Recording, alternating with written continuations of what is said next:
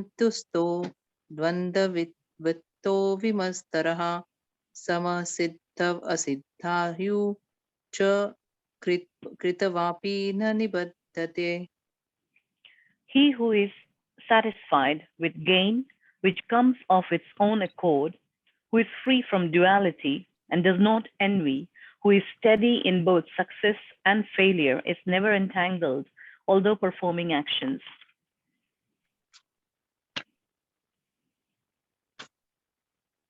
Text 23. गतसङ्गस्य मुक्तस्य ज्ञानावस्थितचेतसः यज्ञायाचरतः कर्म समग्रं प्रविलीयते. The work of a man who is unattached to the modes of material nature and who is fully situated in transcendental knowledge merges entirely into transcendence. Text 24. ब्रह्मार्पणं ब्रह्म हविः ब्रह्माग्नौ ब्रह्मणाहुतं ब्रह्मैव तेन गन्तव्यं ब्रह्म कर्म समाधिनः. A person who is fully absorbed in Krishna consciousness is sure to attain the spiritual kingdom because of his full contribution to spiritual activities, in which the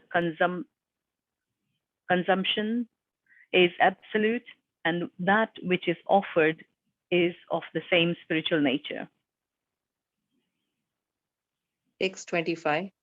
दैवम् एवापरे यज्ञं योगिनः पर्युपासते ब्रह्माज्ञावपरे यज्ञं यज्ञेनैवोपजुह्यते.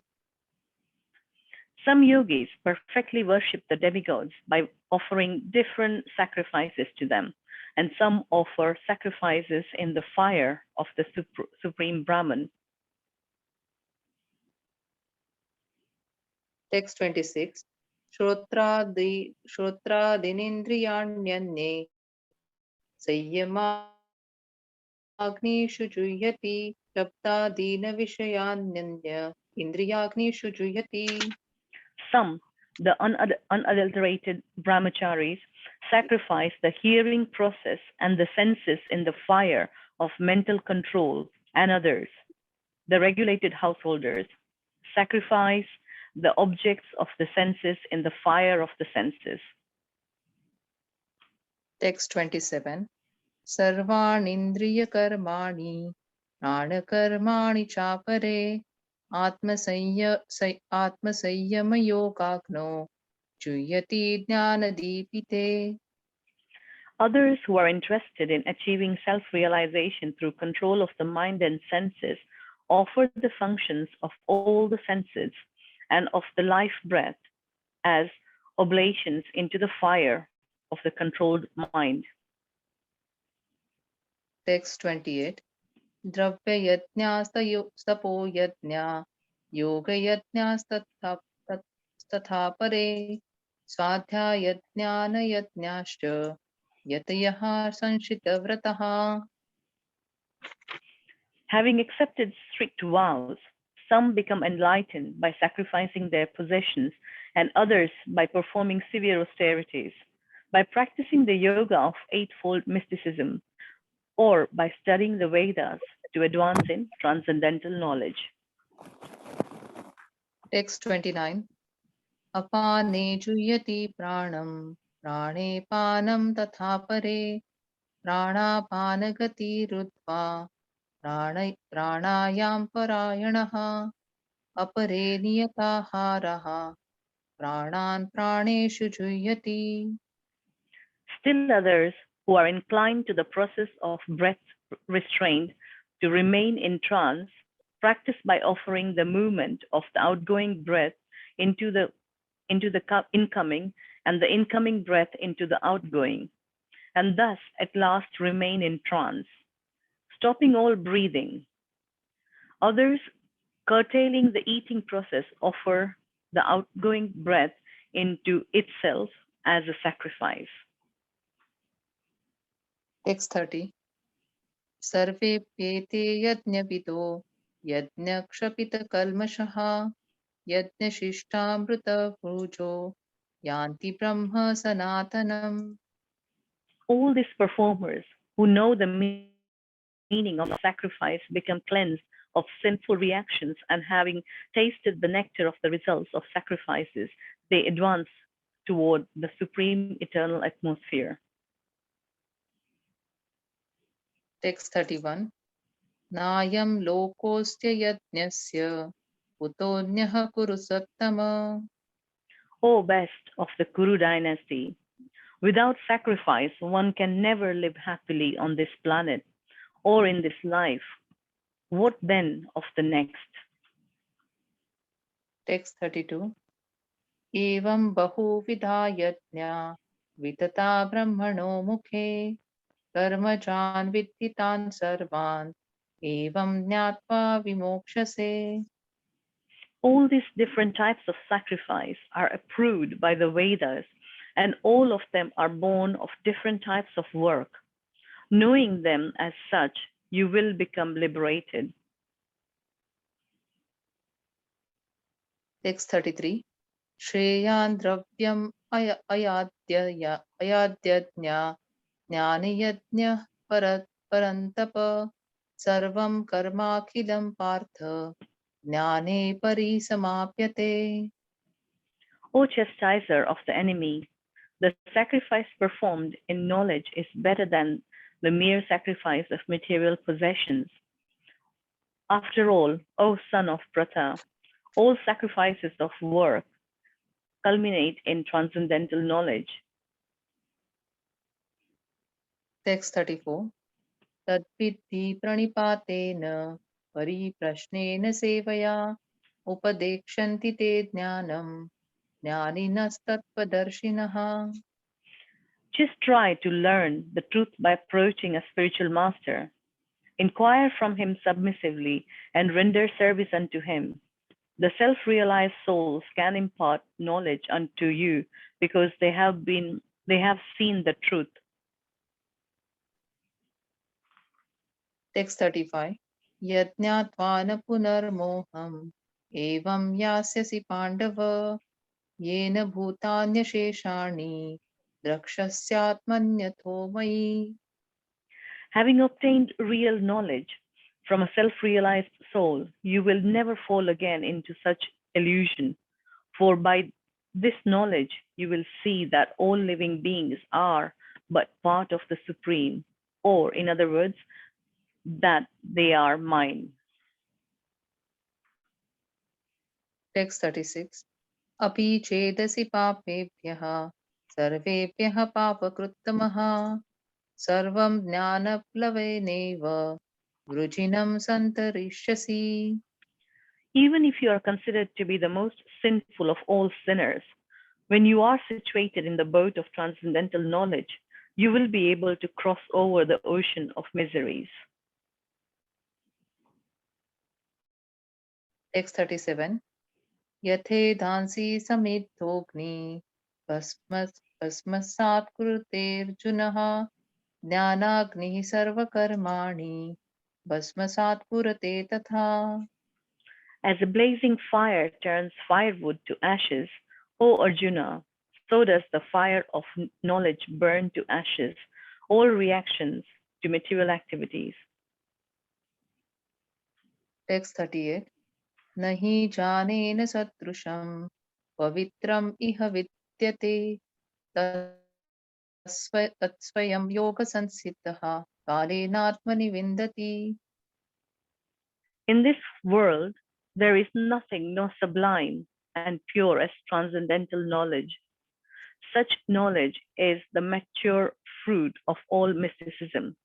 And one who has become accomplished in the practice of devotional service enjoys this knowledge within himself in due course of time. Text 39. श्रद्धावां लभते ज्ञानं तत्परः संयतेन्द्रियः ज्ञानं लब्ध्वा परां शान्तिम् अचिरेणाधिगच्छति. A faithful man who is dedicated to transcendental knowledge and who subdues his senses is eligible to achieve such knowledge, and having achieved it, he quickly attains the supreme spiritual peace. Text 40. अज्ञ अज्ञष्ट्वा श्रद्धधानश्च संशयात्मा विनश्यति नायं लोकोऽस्ति न परो न सुखं संशयात्मनः. But ignorant and faithless persons who doubt the revealed scriptures do not attain God consciousness. They fall down. For the doubting soul, there is happiness neither in this world nor in the next. Text 41. योगसन्न्यस्तकर्माणं ज्ञानसन्दिग्न संशयम् आत्मवन्तं न कर्माणि निबध्नन्ति Dhananjay. One who acts in devotional service, renouncing the fruits of his actions, and whose doubts have been destroyed by transcendental knowledge, is situated factually in the self. Thus, he is not bound by the reactions of work, O conqueror of riches. Text 42. तस्मात् ज्ञानसम्भूतं हृत्स्नं ज्ञानसनात्मनः चित्वैनं संशयं योगम् अतिष्ठोत्तिष्ठ Bharat. Therefore, the doubts which have arisen in your heart out of ignorance should be slashed by the weapon of knowledge. Armed with yoga, O Bharata, stand and fight. Hare Hare Krishna. Krishna. Hare Krishna. Hare Thank you Krishna. so much. That was wonderful. Puja Mataji very nicely recited the English. And Shubhada Mataji, as usual, excellent pronunciations on the Sanskrit and very, very fluent. Thank you both so much. Okay, we will just go to the... Hare Krishna. Thank you so much. And apologies if I have done any mistakes. Thank you. No problem at all. Absolutely fine. Thank you. Hare Krishna. Hare Krishna. Let's see. Okay. So we'll go straight to the text today. We're going to continue reading chapter 4, and it's going to be text 22 today. Let me just get this sorted.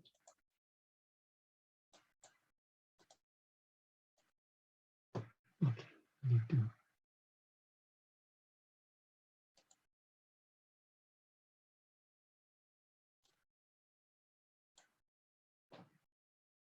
Okay, so text 22. We'll do the quick summary as usual.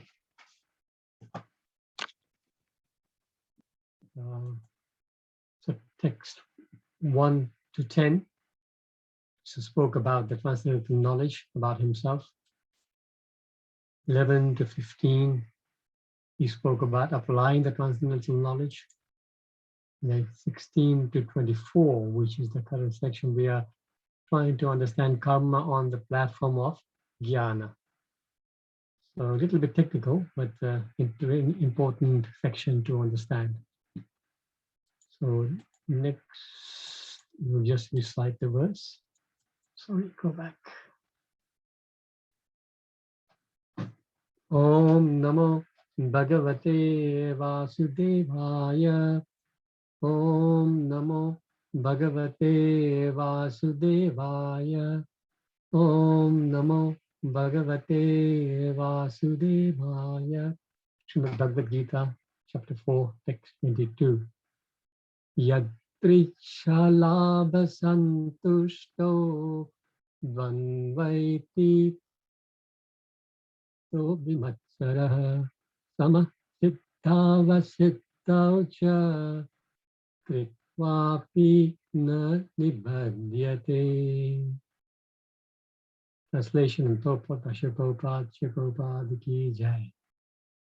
He who is satisfied with gains which come of its own accord, who is free from duality and does not envy, who is steady in both success and failure, is never entangled, although performing actions. So purport, short is purport, so let us see who can read this.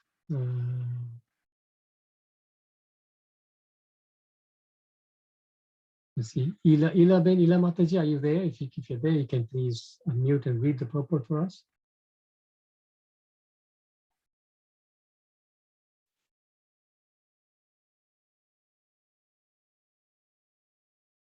Okay, if not, Indira Ben. You can see I'm with eyes. Hare Krishna, Prabhuji. Hare Krishna. Thank you, Indira Ben. If you can read the purport for us. Hare Krishna, everybody.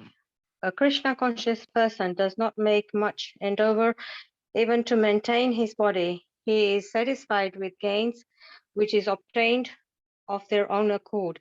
He neither begs or nor borrows, but he labors honestly as far as is in his power and is satisfied with whatever is obtained by his own honest labor. He is therefore independent in his livelihood. He does not allow anyone's service to hamper on his own service in Krishna consciousness.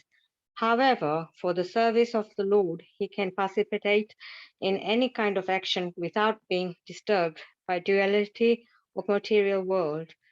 The duality of the material world is felt in the terms of heat and cold, or miseries and happiness.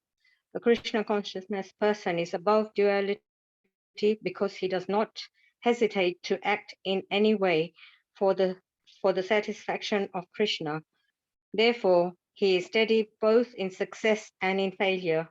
These signs are visible when one is fully in transcendental knowledge. Hare Krishna. Hare Krishna. Thank you so much, Indira Ben. Hare Krishna. So, Prabhupada ki jai.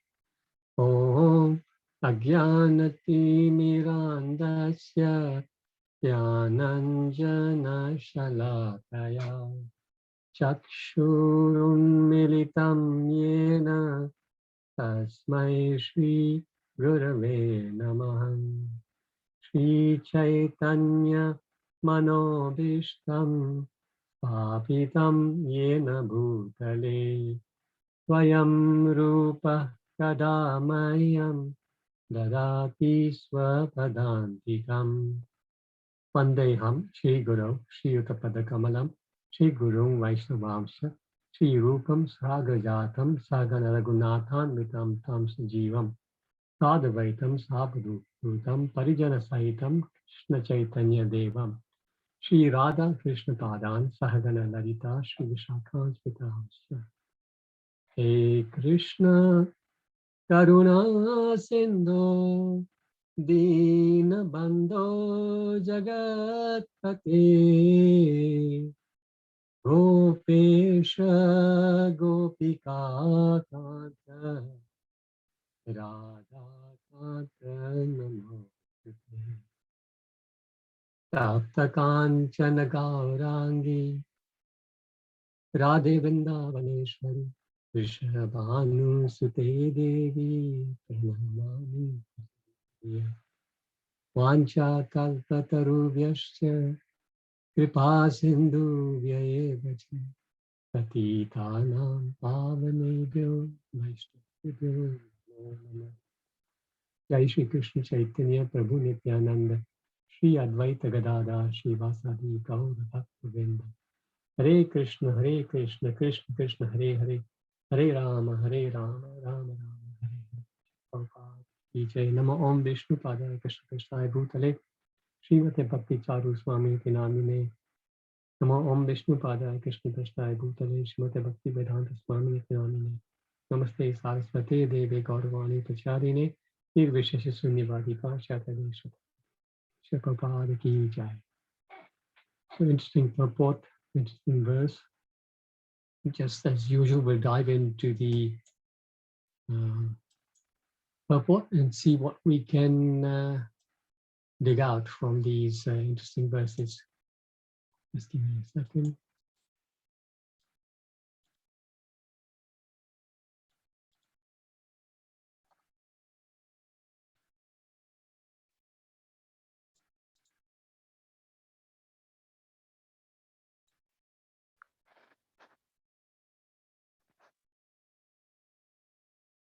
All right, so yeah, Prabhupada says, Krishna conscious person does not make much endeavor even to maintain his body. So in the Nectar Devotion, verse 2, there's a line which says, Atyahara prayasyascha, first line. So prayasyascha, Atyahara prayasyascha, meaning over-endeavoring for mundane things which are not so easy to obtain. So we find most of the karmis, people who are after simply sense gratification, day in, day out, they're working very, very hard to obtain something, to get either more money, to get a promotion, to get some kind of other, to get a nice house, whatever, something material. They're always sort of hankering and working hard day in, day out. And Prabhupada often says that really our what we're going to achieve in this world is already destined. It's predestined. That's called destiny. It's not as if we need to just do nothing. Of course, we have to work according to our karma, and we need to work according to our social position. But the plan is not to work so much that we don't have time for spirituality. If you just work, and do not take out time for spirituality, that is a disaster.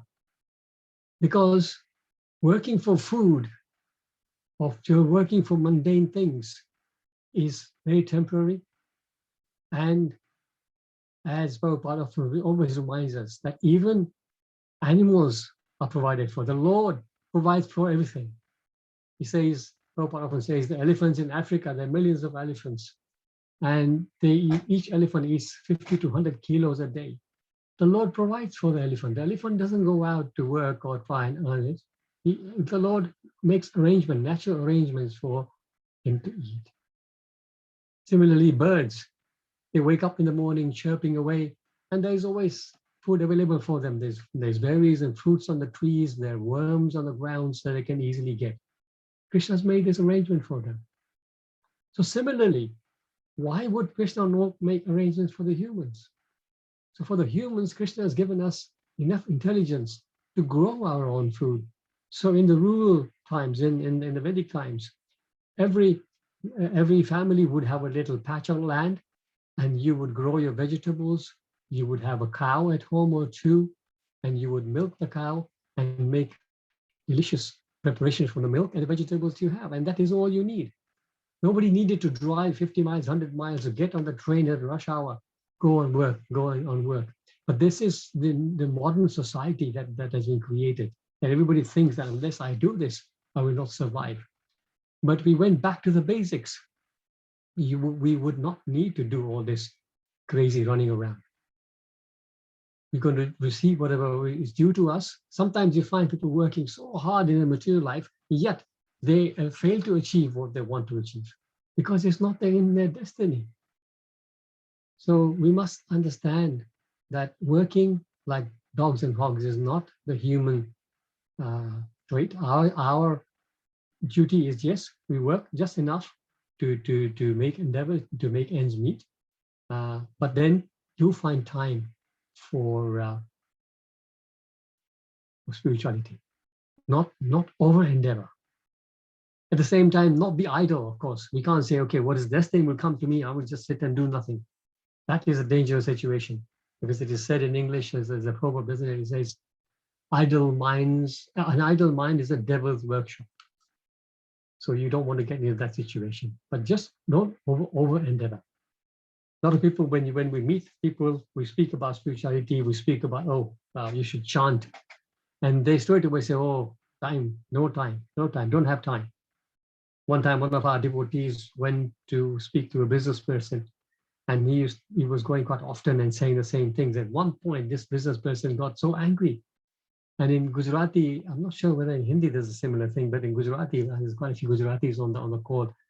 He says, "Roj avine chant karo kyo cho, mane marvano hai time nathi." So in translation in English, it would be that you harping on about chant, chant, chant. I don't have time to even die. No time. And that person, following week, he happened to go on a business trip to USA. And on the plane, unfortunately, very sadly, he had a heart attack and he died. So he did have to find time for death. So the point being here, always find, rather than the death finding us, let us find time for spirituality so that the death comes to us in a favorable way. So Prabhupada says in this purport, yes, that, the person who is in the right consciousness, he neither begs or borrows, but he labors honestly as far as in his power, and he is satisfied with whatever is obtained by his own honest labor. So this is the thing: work honestly, and whatever is within your power. Don't go overshooting it. Just do whatever we are capable of, and that way the Lord will arrange enough. In the Katha Upanishad, there is a verse which Prabhupada often quotes: Nityo Nityanam Chetna Chetnanam Eko Bahunam Yo Vidadhati Kaman. Whoever's listened to Prabhupada's classes would have heard almost every class he would mention this. Is there anybody online who can explain the meaning of this? In your own words.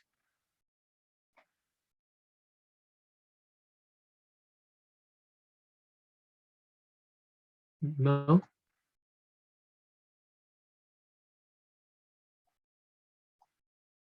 Where are all the scholars today? Palika Hare Krishna, Mataji. Prabhuji. My humble Krishna. obeisances. Yes, Rupa Mataji, please. Can I try? I'm just Yes, trying. it doesn't have to be verbatim. Just you can explain how you remember. Nityo Nityanam means eternal, something to do with eternal. Eternal and from eternal comes everything, I think. And Chetanana means the consciousness. From him the consciousness come, and Eko Bahuna, he is spread into, because from him, from Krishna, he's the source, so we all come from him. Eko Bahuna, Yad Vidhati Kaman. I don't know what that means, sorry. Okay. So those last two words are most important. Vidadhati Kaman. But you got the gist of it. Thank you so much, Rupa Mataji. So here, this is what he says. He is the capital H, which means the Supreme Lord. He is the prime eternal among all eternal. So Nitya, actually Nityo, the word is from Nityaha, turns to Nityo in verses, right? So Nityaha is singular, and Nityanam is plural. So one singular person and then other plurals. So the Lord is singular, we are plurals. Chetnas Chetnanam, which means there's one supreme conscious being, and we are all other supreme. We are also conscious, but there are many of us. Eko Bahunam Yo Vididhati Kaman. So it says he is the prime eternal among all eternals. He is a supreme conscious among all conscious beings, and he alone is supplying the desired necessities of life for many other living beings. So you see, this is with the Dhati Kaman. So he is supplying all the necessities to everyone. So like I was saying earlier, why not human beings? He's supplying the necessities to the ants as well as the elephants. So why not us? The second part of this verse says, Tamat, Tasmat or Tamat, I'm not sure if I've written it wrong. Tamat mastam ye nupashyanti dhiras, tesham shanti shashvati net taresham. And this concludes this website. The wise souls who worship him attain everlasting peace. Others cannot. So very important to remember that the Lord is giving us everything. We do not need to jump here and there. We work according to our capacity, and the Lord will arrange to give us what is necessary. And what we don't get, we accept that, yes, this was not meant for us, and accept our fate. Prabhupada continues, he is satisfied with gains which are obtained of their own accord. Again, very, very important. So as we were saying earlier, these gains come of their own accord, destined for us. So there are different kinds of mendicants. So this kind of, here he says, this kind of mendicant or sadhu, he's satisfied. This kind of devotee is satisfied with comes what is not comes. So three kinds of mendicants or sadhus, right? So one is madhukari vritti. So who can explain to me what Madhukari Vritti means?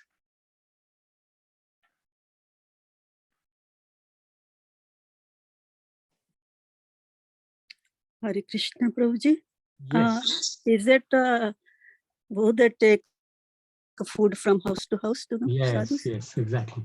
So Madhukari means to get food from houses, but Madhukari specifically means that he has a limit. He will beg alms for maximum 2 households. You know, the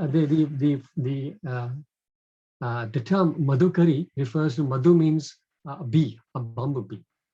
So you see, some kind of beings, they will go to every flower they can find and they will try and get nectar from it. But particular bumblebees, they're very satisfied. They'll just go to 2 or 3 and collect just enough what they need. So similarly, Madhukari Vritti is sadhus who do this. They will just go to 2 households and whatever they get, they will just manage with it. If they don't get anything from those 2 households, they will not go to the 3rd house. They will fast. This is Madhukari.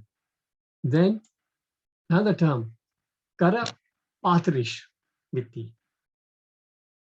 Anybody?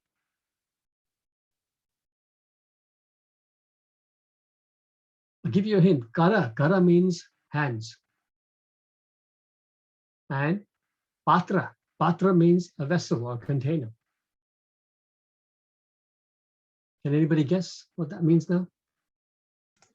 One who begs only what they can hold in their arms. Wonderful, Venkat Prabhu, exactly. So those people accept only what will fit in their hands, no pots, nothing. And the third one is Ajagara Vritti. This one is quite well known. We should know this, Ajagara Vritti. Anybody? Hare Krishna, Prabhuji. Yes. Is Yes, that when rats or the other animal makes a hole for their self, is that Ajagar goes in there and live there and kill him? Yes, exactly. So Ajagar Vritti, it is explained, is that like a python, Ajgar means python, Ajagar. He lies in one place, never going any here and there to earn his livelihood or to maintain himself. And yet he maintained by the grace of the Lord. So as Kanta Mata said, sometimes Ajgar will go and just stay in the hole that the rats have made. And automatically when the rats come home, they will be eaten. Sometimes the Ajgar, the python will just stay wherever he is and the Lord arranges for food to come to him. So these are the three ways that sadhus live. Now here's a picture. Anybody recognize who that is? This is an example of Ajagar Vritti. Is it Madhavendra? Exactly, wonderful, and Venkat Prabhu. Madhavendra Puri, he practiced the Ajagar Vritti. Madhavendra Puri would not go and beg anywhere. He would just sit, and sometimes if villagers are passing by, they will see him, they will give him some milk or some food. He will accept it and eat it. If nobody gives him, nobody passes by, he will just fast. So Madhavendra Puri, the wonderful pastime goes that one time he was sitting outside a village and he had nothing to eat. He was just chanting, meditating.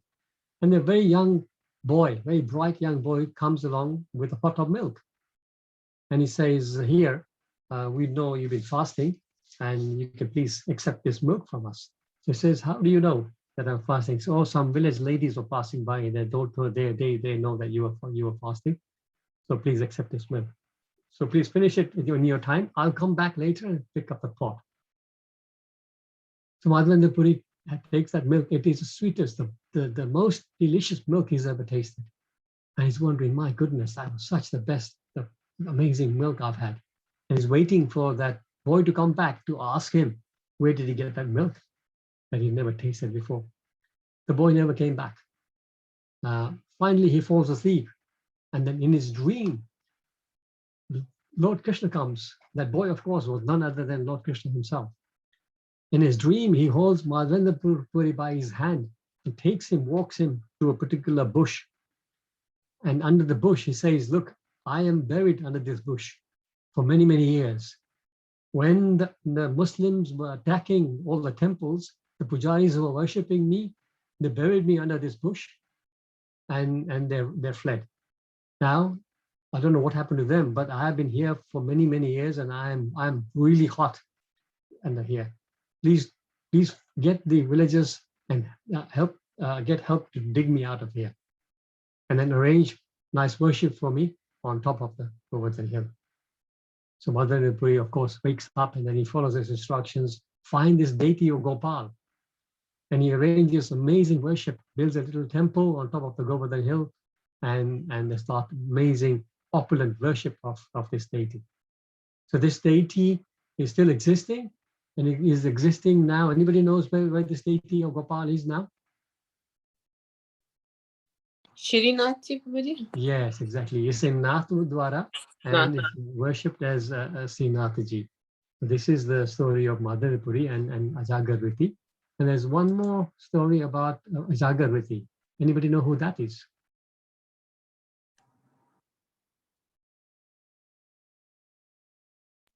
This is Bilvamanga Thakur. So Bilvamanga Thakur, as we know, he was blind. There's a past about that too, but anyway, we will not go into that. We talk about how he used to sit in one place and just chant. He used to chant continuously, and he has such a wonderful voice. And he used to sing glories of the Lord in melodious tunes. And it is said that Lord Krishna himself used to come and sit and listen. This is depicted in this picture.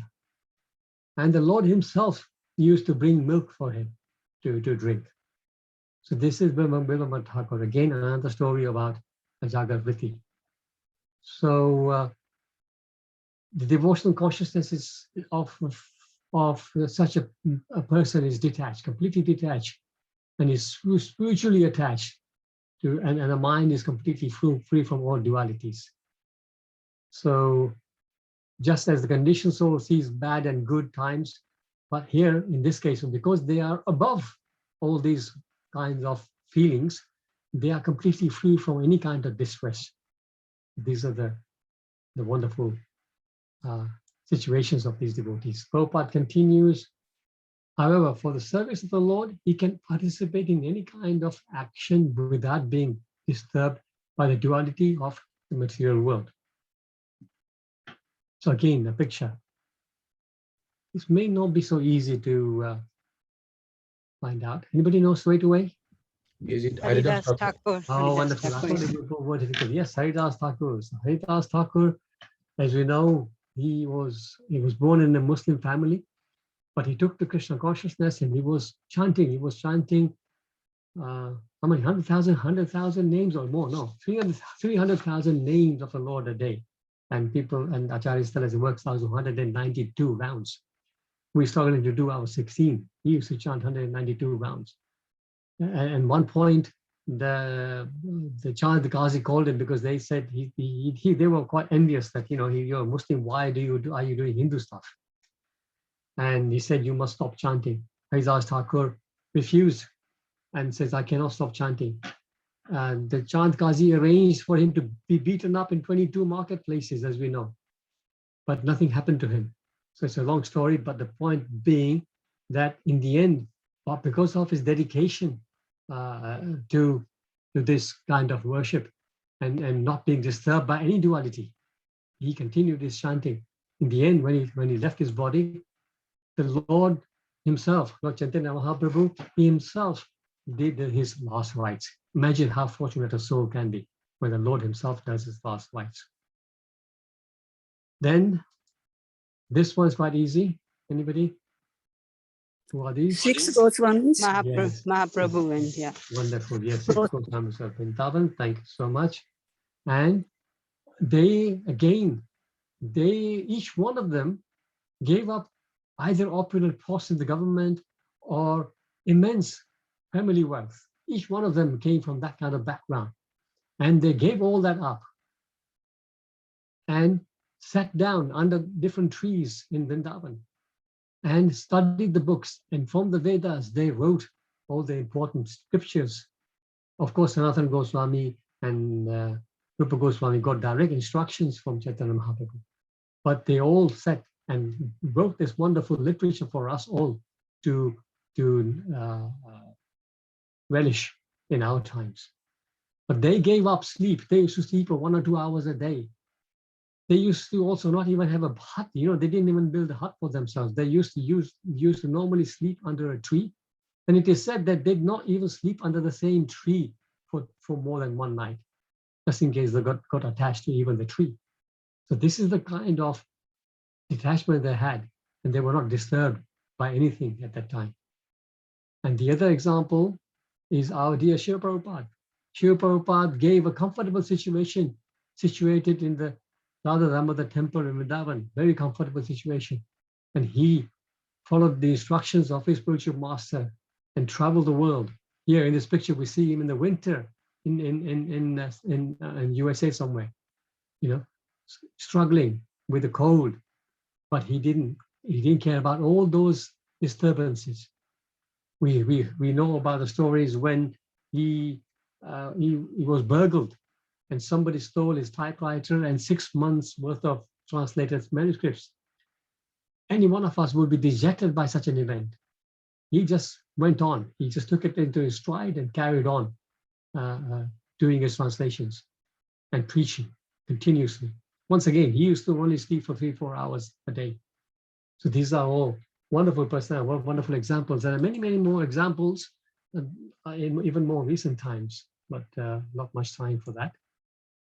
So besides such exalted devotees, even householders, it is said that even they again get this kind of detachment if they do that, if they perform their duties in the right consciousness. It's the fourth canto, chapter 38:19 of Bhagavatam. It says, Griheshvavi satam chapi humsham kushal karmanam matvarta yatayamanam na bandaya grihamata. It is said that those who are engaged in auspicious activities in devotional service certainly understand that the ultimate enjoyer or beneficiary of all activities is the Supreme Personality of Godhead. Thus, when he acts, he offers the results to the Supreme Personality of Godhead, and he passes life always engaged in the topics of the Lord. Even though such a person may be participating in family life, he is not affected by the results of his actions. So you see, if we are able to work in this consciousness, that everything's there, everything's given to me by Krishna, everything is done by Krishna, so whatever I do, it is also for Krishna. In that kind of consciousness, we can also remain in the same kind of mentality above all the possessor or all the dualities. Freedom from duality, which basically means nothing can hamper his devotion service. Prabhupada, in a very nice purport in the 6th canto, chapter 16, chapter 34, he emphasizes, he said, pure devotees are described as samamati, which means that they never deviate from devotional service under any circumstance. It is not that devotees worship the Supreme Lord only when he's happy. They worship him even when in distress. Happiness and distress do not hamper the process of devotional service. Therefore, Srimad Bhagavatam says that devotional service is ahaituki apratihata, unmotivated and uninterrupted.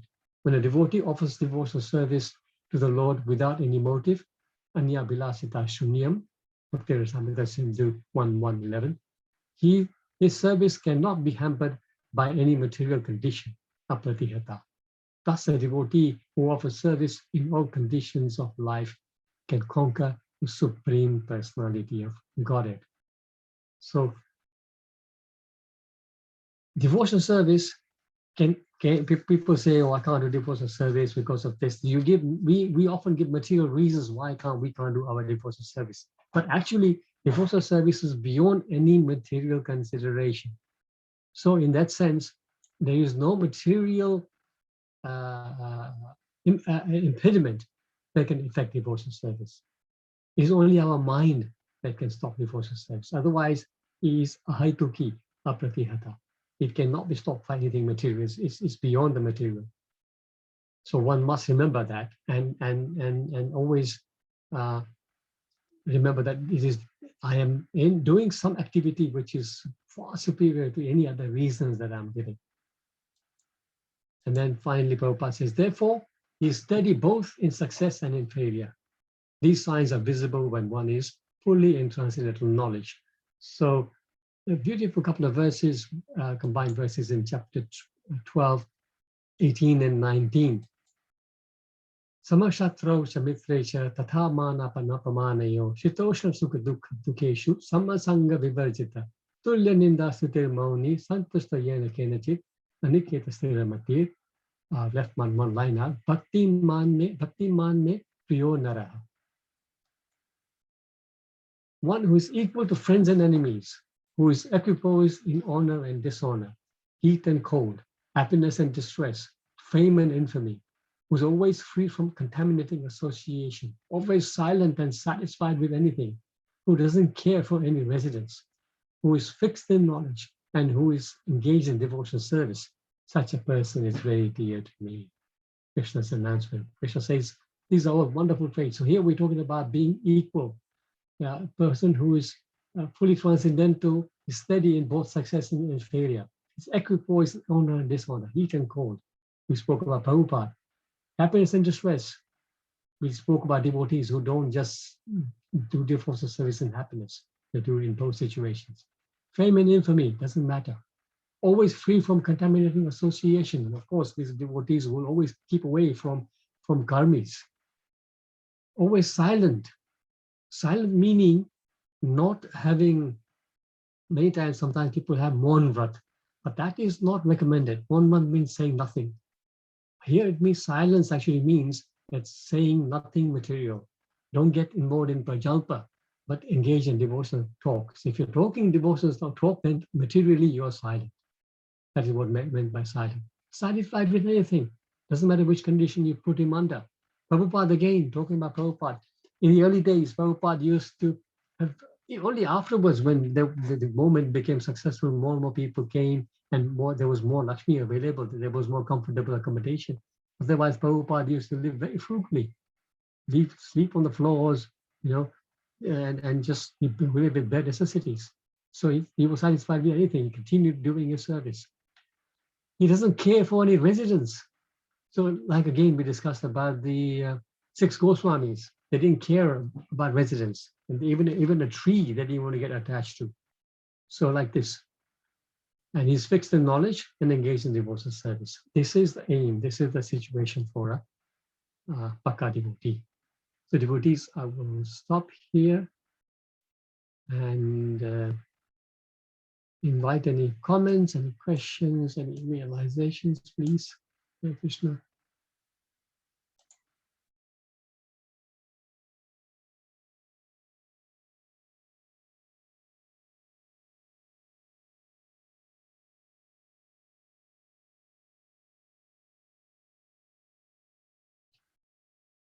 Everybody all okay with this class? If nothing more to say, we can then. Hare Krishna, Prabhuji. Venkat Prabhu, Hare Krishna. Thanks for your wonderful class. So when we speak these words, I'll be asked some question, right? So we know, like when we take the example of elephant and ant, where the Supreme Lord is protecting them, giving them enough food. But the society has been created such a way that for some people, unless they work full day, they don't get enough money for the rent and food and everything, right? How can we answer them these words? See, for me, I don't feel that problem because yes, I can spend some time, I get enough money to live if I do only work from 9 to 7 or 9 to 6. But I've seen some people, they have to work, even sometimes even both wife and husband has to work to maintain the family.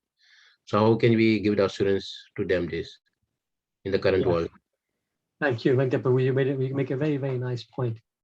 I gave the example of medieval living, or even living in villages in India right now. People are living just on a little patch of land with some vegetables they grow and a cow. But that is not practical. We don't live in that world at the moment. And you're quite right. You have situations where, because of the previous karma, some people have cushy jobs, which means they have a they've done their hard work and they've got promotions now, and they're able to then delegate and buy themselves free time. There are others who don't have that luxury, who have to, by necessity, work lots of long hours. And sometimes, as you mentioned, husband and wife both are working. So yes, that is a situation. Unfortunately, that is Kali Yuga. That is a sign of Kali Yuga, and you will have persons who will be in that situation. And unfortunately, that is their karma. What I can say, the only thing I can say is that one needs to decide, for example, even within their necessities, whatever they feel is their need, one needs to separate their wants from their needs.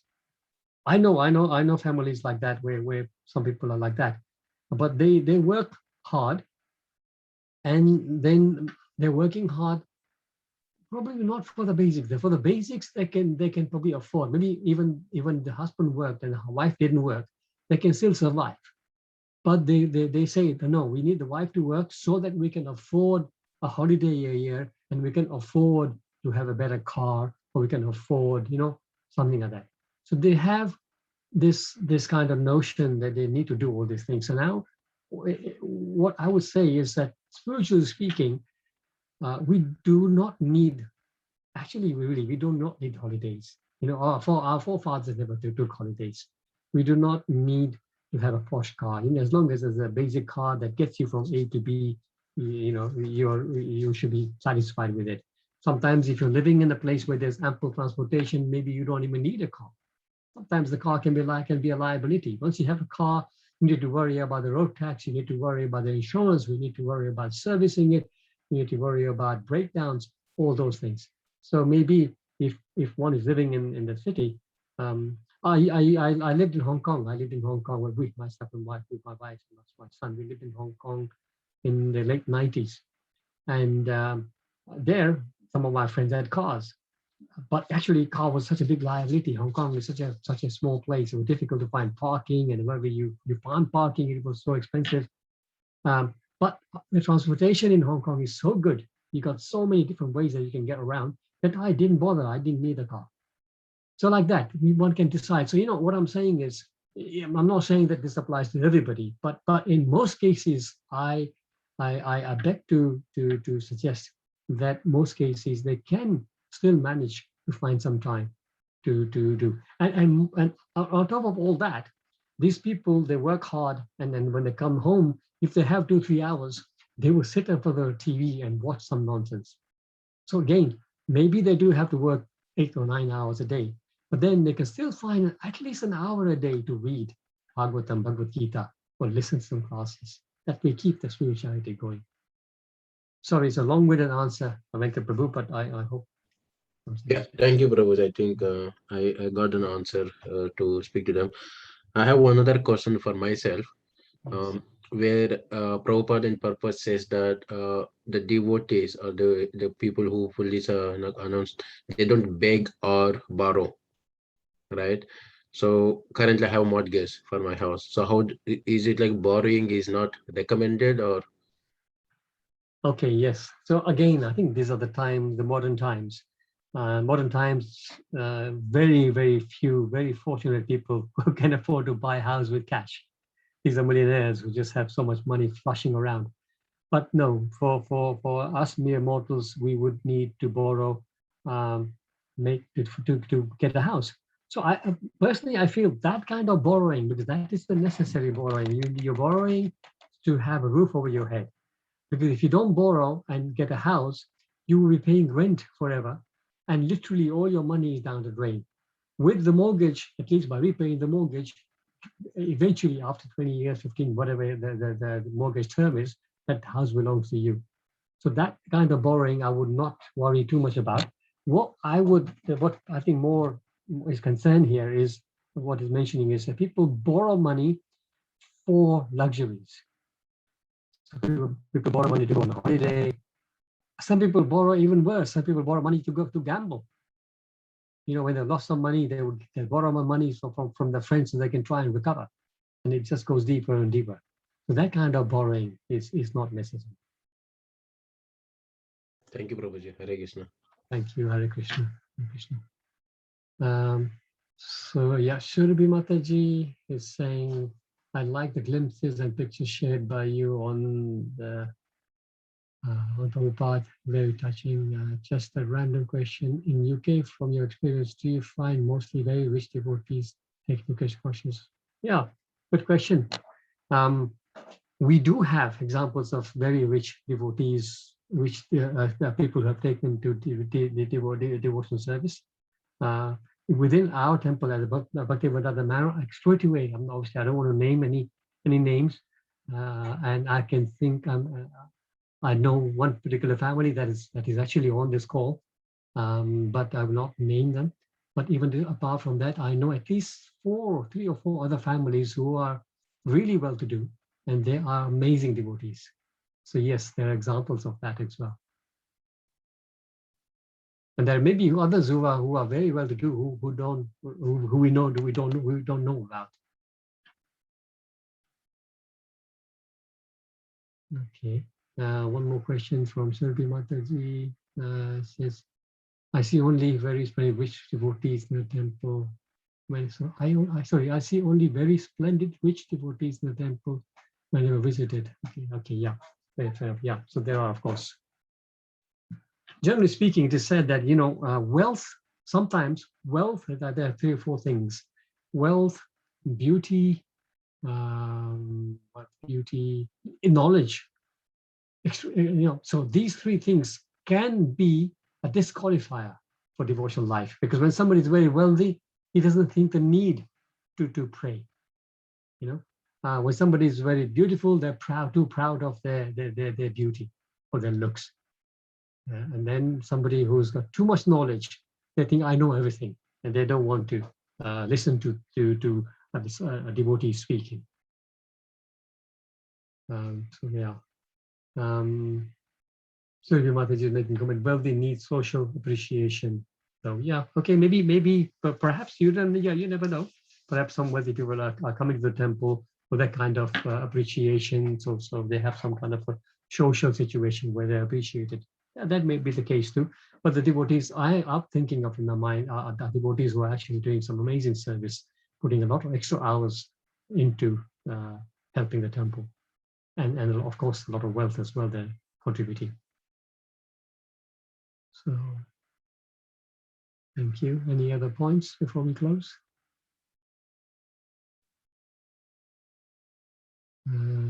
Yep, Prada, it's Partha, sorry, Partha Mataji.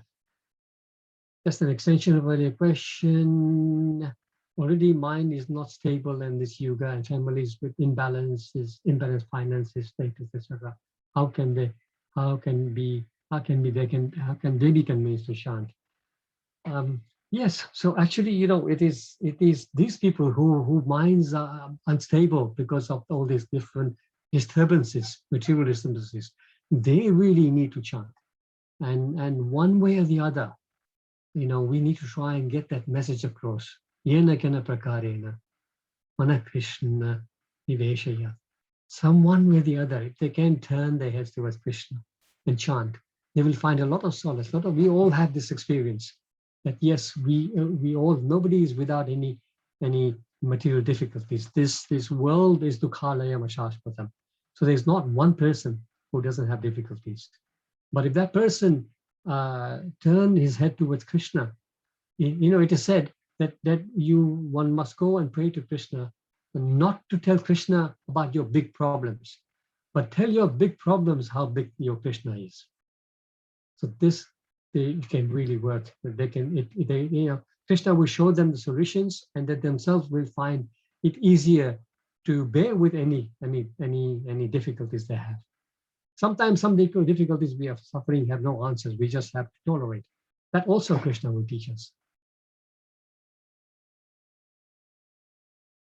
Thank you so much, everybody, for your participation, your wonderful questions.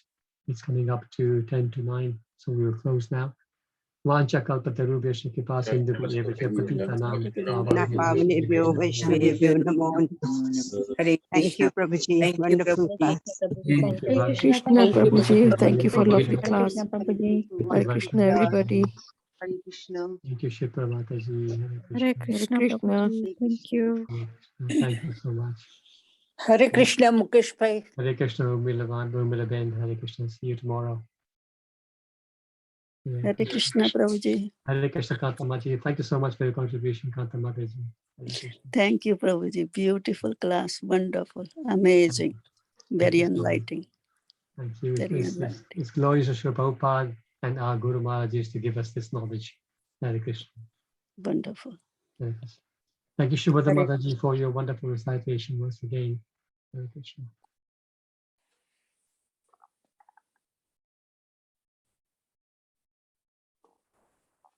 Jyoti Mataji, once again, thank you for your recordings. You're doing such a wonderful service. Hare Krishna.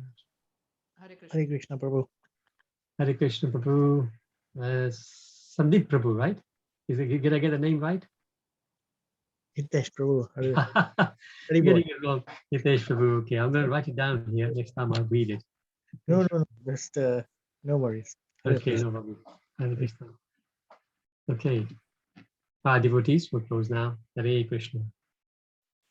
Hare Krishna. Hare Krishna.